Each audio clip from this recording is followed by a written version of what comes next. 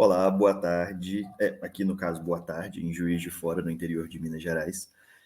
Meu nome é Nicolas, sou motoboy, entregador, trabalho por aplicativo, trabalho diretamente em estabelecimentos, sou secretário da Associação dos Motoboys, Motogirls, Entregadores de Juiz de Fora e sou integrante da Aliança Nacional dos Entregadores por Aplicativo.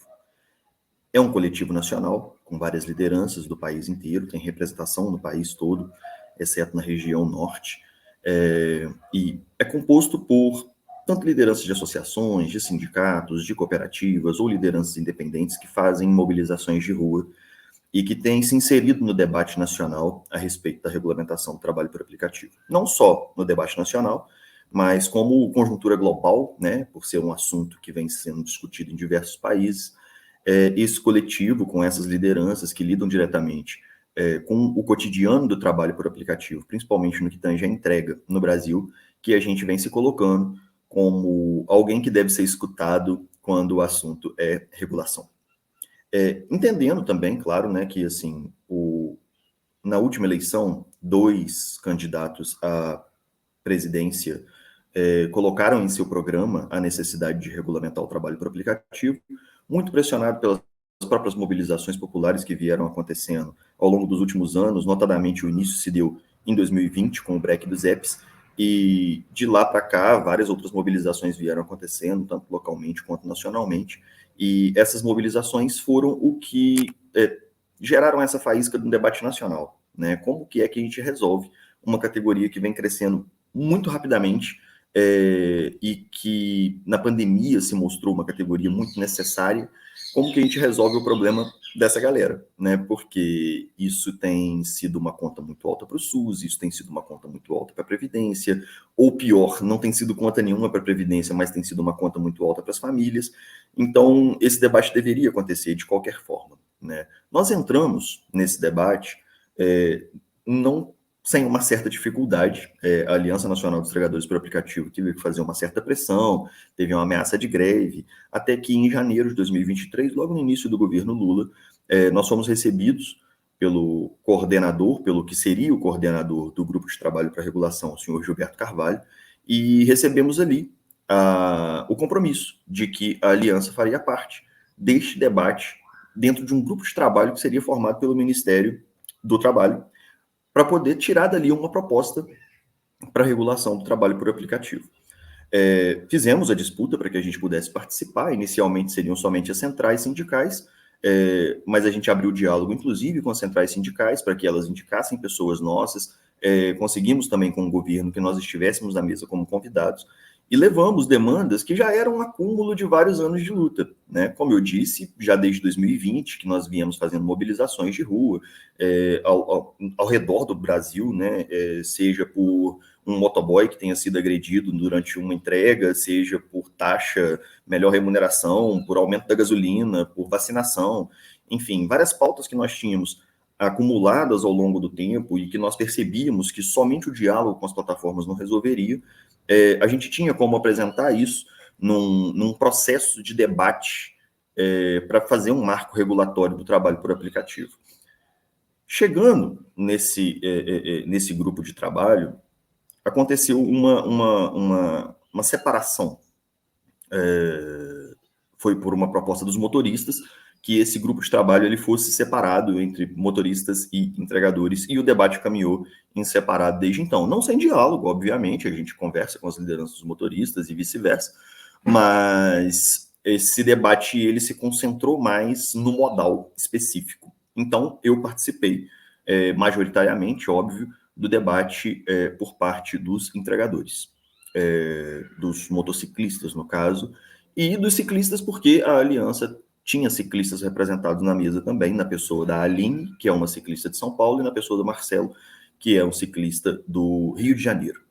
Então, nós levamos as nossas demandas de ciclistas e de motoboys para essa mesa de debate, e desde cedo a nossa posição foi muito bem definida, muito bem demarcada, que é, primeiro, a gente não vai jogar contra nenhum tipo de consolidação de legislação que exista até aqui. Não existe porquê a gente fazer gol contra, né? Se existe um trabalho que já foi construído anteriormente por outros trabalhadores né, ou por sindicatos, ou por movimentos sociais, que culminaram numa legislação que hoje nos favorece, não tem absolutamente nenhuma razão que vai fazer a gente jogar contra isso. Então, esse arcabouço jurídico de direitos sociais, direitos trabalhistas, de proteção ao trabalho, de saúde e segurança, que já existiam, nós entramos defendendo esse arcabouço jurídico de início, né? Então, vamos pensar assim, vocês defendem a CLT?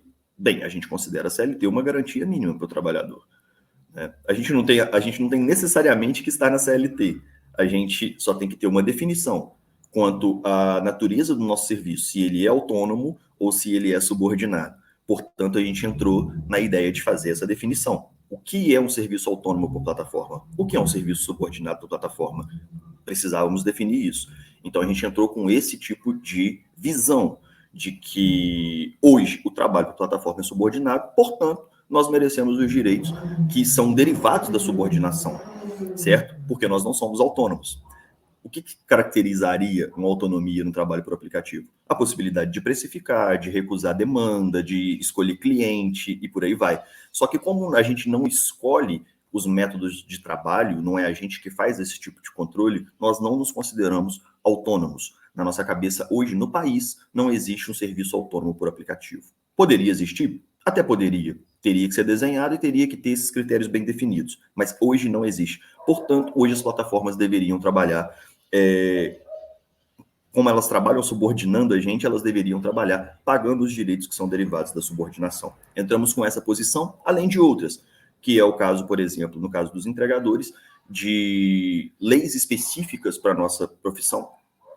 É o caso da Lei 12.009, que regulamenta a atividade no motofrete. É o caso da Lei 12.436, que é a lei que impede que a plataforma se utilize de mecanismos, ou o empregador, de forma geral, se utilize de mecanismos que façam com que o entregador tenha que andar muito rápido para poder cumprir metas de serviço. E isso é um problema muito sério na nossa categoria. A maior plataforma do país hoje, o iFood, ele faz isso, ele coloca um cronômetro para você fazer a coleta e tem uma previsão de entrega. Se você não fizer isso, pode afetar a sua avaliação dentro da plataforma. Portanto, ela está descumprindo essa legislação e a gente quer que essa legislação seja cumprida. A 12.997, que estabelece o pagamento de periculosidade para o trabalhador que trabalha com motocicleta. E a gente, inclusive, defende a extensão dessa periculosidade aos ciclistas. Portanto, nós defendemos o arcabouço jurídico já existente e, na nossa cabeça, desde sempre, a regulamentação só serviria se ela trouxesse avanços para além disso. E quando a gente entrou dentro do debate, a gente apresentou 12 pontos que nós gostaríamos de ver discutidos, iniciando por remuneração e terminando por previdência. Esse debate agarrou na remuneração. Ele não passou desse primeiro ponto. E o que ficou parecendo na mídia é que era uma negociação de valores, como se fosse uma negociação de rede. Eu quero 100, eu dou 10, eu quero... Não era isso que estava acontecendo. Os valores foram apresentados e eles foram estabelecidos com base em cálculos muito precisos por nossa parte. Nós pegamos uma tabela que foi levantada pelo TJ de São Paulo, em conjunto com o Sindimoto de São Paulo, que calcula o valor de uma pastilha de freio por hora. Então, a gente realmente fez o levantamento de todos esses dados e apresentamos qual que seria o valor hora, né, considerando a hora homem e a hora máquina, já que nós temos uma motocicleta que custa e nós temos o custo do nosso próprio trabalho. Então, apresentamos esses valores, isso chegou em R$ 35,60, que seria o valor hora, né, o valor que compensa a gente sair e gastar uma hora na rua para poder trabalhar. E, infelizmente, as plataformas apresentaram um valor inicial de R$10 por hora também. Só que aqui que teve o grande problema, porque esse conceito de hora era muito complexo. A plataforma, ela entende, as plataformas entendem que a gente só recebe pela produção, a gente só deve receber pela produção. Portanto, se eu sair de casa às 8 horas da manhã para poder fazer entrega e ficar até 8 horas da noite e não tocar nada, não aparecer nenhum pedido, eu não recebo nada. E para a plataforma está tudo bem. O problema é que na cabeça do trabalhador, quando ele sai para trabalhar, ele está à disposição. Ele não pode ali abrir uma cerveja, né? E se tocar dali a meia hora, ele fica o tempo todo à disposição. Portanto, a gente não concorda com esse método de pagamento. A gente concorda que deveria ter pelo menos uma demanda mínima. A gente concorda que deveria ter pelo menos um garantido pelo sair de casa, certo? Não tem problema nenhum pagar por produção, desde que se garanta o mínimo que ele precisa para poder voltar para casa e conseguir colocar comida dentro de casa. E o debate não avançou nesse sentido, porque a plataforma permanecia querendo pagar por um cenário que eles inventaram, que era a hora trabalhada, que é esse pagamento por produção, né? Como se quando eu tivesse parado eu não estivesse trabalhando, e a gente queria o recebimento pelo tempo à disposição da plataforma, que a gente chamou de hora logada, que é uma forma mais fácil da gente fazer esse diálogo com a nossa base. Pois bem, não avançou. Então não era uma questão de valores, R$35,60 versus R$10. A plataforma melhorou essa oferta? Melhorou. Até 12 oficialmente e até 17 extraoficialmente. Mas o conceito da hora trabalhada ainda existia. E isso é um grande problema, porque hoje, quando a gente entra no nosso aplicativo, a gente já percebe que eles pagam em torno de R$23 a hora trabalhada, em média. A hora trabalhada, que é o que eles estão dizendo. Ou seja, eles ainda apresentaram uma proposta rebaixada. Era inviável aceitar isso, e esse debate se arrastou sem que houvesse uma definição. Por parte do governo, que era o grande interessado em equilibrar as contas previdenciárias e inserir esses trabalhadores na Previdência, o ponto nosso que a gente colocou Previdência por último, eles vieram avançando e conseguiram inserir aqui no começo e forçaram esse debate antes da hora.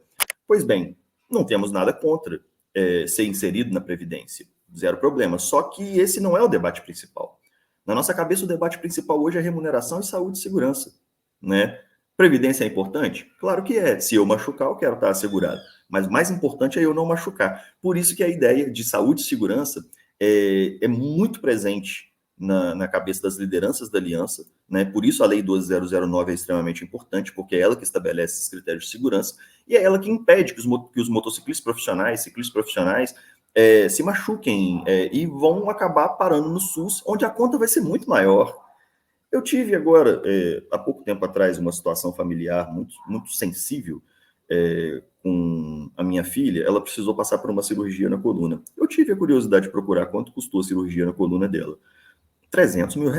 O SUS quem cobriu. E aí, quando você vai até o básico da direção defensiva e de primeiros socorros, que a gente aprende na autoescola, fica claro ali que quando existe um acidente com um motociclista ou com um ciclista, a primeira suspeita que a gente precisa ter é de lesão na coluna, porque é muito frequente. Então, se existem vários motoboys hoje que vão parar no hospital, são cobertos pelo SUS e tem um gasto gigantesco, e eu digo isso também pela nossa atuação local, com os gestores de saúde municipais, é um gasto gigantesco. É claro que o governo ele poderia abandonar essa política burra de sempre trabalhar ao contrário, né? Se machucar, a gente cobre. Se machucar, a gente paga o custo o custo, como que chama? Eu pago o custo no SUS, né? Pago os custos da saúde e ainda pago o custo da Previdência. Por que é que a gente não profissionaliza e o governo não paga nenhum dos dois, né? A profissionalização de um entregador custa em torno de R$2.000. Então, assim, não faz sentido você formar um cidadão para matar ele no asfalto quente ou para mutilar ele daqui a pouco ou para machucar ele, certo? De forma que a gente tem saúde, segurança e remuneração como as pautas principais. Previdência era importante, mas não foi à toa que a gente deixou por último. De qualquer forma, dentro daquele processo, remuneração e saúde e segurança não avançaram. Ficaram o tempo todo dentro desse problema de como que é assim, o conceito da hora trabalhada, o conceito da hora logada. E como consequência disso, ao 12 de setembro de 2023, o grupo de trabalho se encerrou sem que tivesse um termo, sem que tivesse um acordo. Por parte dos motoristas, eles têm uma visão distinta, porque eles não possuem esse arcabouço jurídico que os entregadores possuem. Eles entenderam que, em se colocando, em se reconhecendo os sindicatos como uma instância onde essas melhorias deveriam acontecer a partir dali, isso deveria ser o suficiente, porque os sindicatos ganhariam força para poder fazer esse debate, né? E foi por isso que eles conseguiram chegar em um acordo dentro da mesa, só que depois disso, quando o projeto foi enviado para o Congresso, né, lembrando que nesse caso as plataformas conseguiram o que queria, né, que era o não reconhecimento do vínculo empregatício, os representantes conseguiram o que queria, que era o reconhecimento dos sindicatos como uma instância para poder se fazer o debate, e o governo conseguiu o que queria, que era a inclusão previdenciária. Portanto, quem estava na mesa se viu contemplado pelo acordo. As pessoas que trabalham na rua, por alguma razão, elas não se viram contempladas pelo acordo.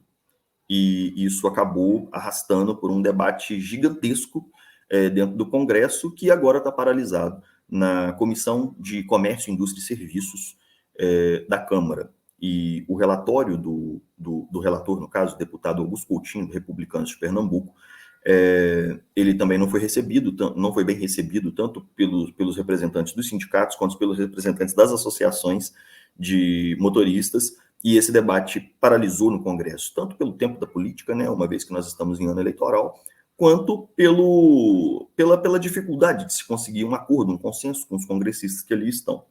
O governo não tem se movimentado ultimamente, mas comentou extraoficialmente que, em se terminando o projeto de lei dos motoristas, volta o diálogo a respeito dos entregadores. Nós nos recusamos a participar do PL 1224 dos motoristas, porque no nosso caso isso seria vários passos atrás dentro do arcabouço jurídico que nós já temos, né, que já nos dá garantia, e que se simplesmente as empresas cumprissem, grande parte do debate não existiria, certo? Considerando isso, no nosso caso, a regulamentação só avança se ela for para além desse arcabouço jurídico já estabelecido. Portanto, nós não aceitamos participar do PL dos motoristas, entendemos que eles possuem outra perspectiva, temos nossas críticas, nossos elogios à atuação deles, mas, de forma geral, nós não participamos porque, no nosso caso, especificamente, não soluciona. Pelo contrário, seria um gigantesco retrocesso dentro da categoria dos motofretistas, dos entregadores por aplicativo. De forma geral, a gente entende que esse debate ainda vai se estender por um longo período de tempo. E em se estendendo por um longo período de tempo, a gente vai precisar aprofundar cada vez mais e envolver cada vez mais outras pessoas da sociedade, porque a gente entende que o trabalho por aplicativo ele veio para ficar, é uma evolução tecnológica contra a qual a gente não quer lutar, a gente só quer fazer com que essas tecnologias, essas plataformas que se instalam no Brasil, sigam aquilo que foi decidido democraticamente pelo povo brasileiro, pelo povo brasileiro e que está na nossa Constituição, que está na consolidação das leis do trabalho, ou seja, naquilo que é o regramento jurídico brasileiro. As plataformas que chegarem precisam se adequar, e é nesse ponto que a gente precisa ter essa discussão. Quando elas começarem a se espalhar para outras categorias, como essas outras categorias vão reagir? Se a gente falhar agora, provavelmente um texto distorcido já chegará em outra categoria e a luta vai ser muito mais difícil.